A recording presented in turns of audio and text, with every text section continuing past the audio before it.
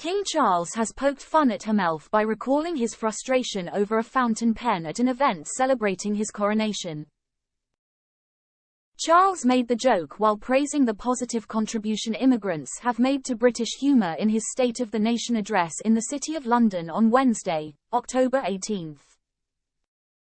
The King also celebrated British science, innovation and scholarship and expressed the hope that these would help combat the challenge of global warming. He said, "The British sense of humour is world-renowned. It is not what we do. It is who we are. Our ability to laugh at ourselves is one of our great national characteristics."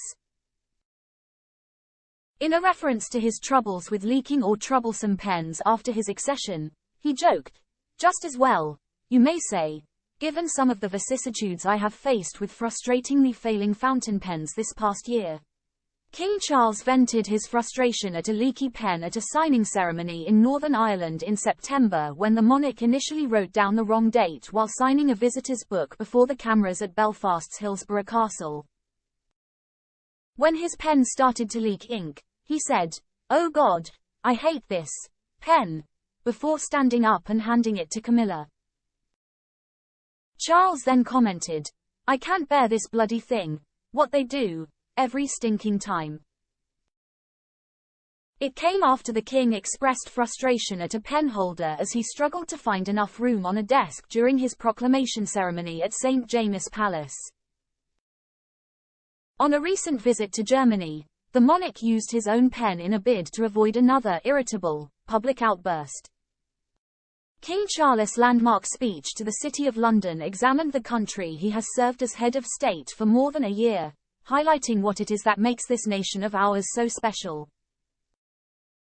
The King praised the public service which underpins institutions supporting Britain in areas like health, security and national defence to learning and industry, taking many far beyond the call of duty.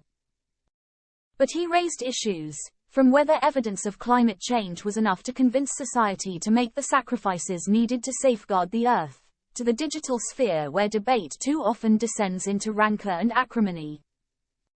Charles also described the nation as living in a watershed age, asking whether developments such as artificial intelligence would bring material plenty and leisure or consume jobs and other opportunities before capturing and then surpassing our very minds themselves.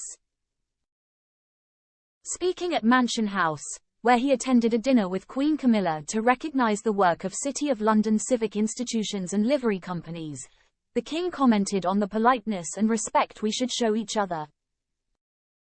He added, "This includes the practice of our religious faiths, in freedom and mutual understanding.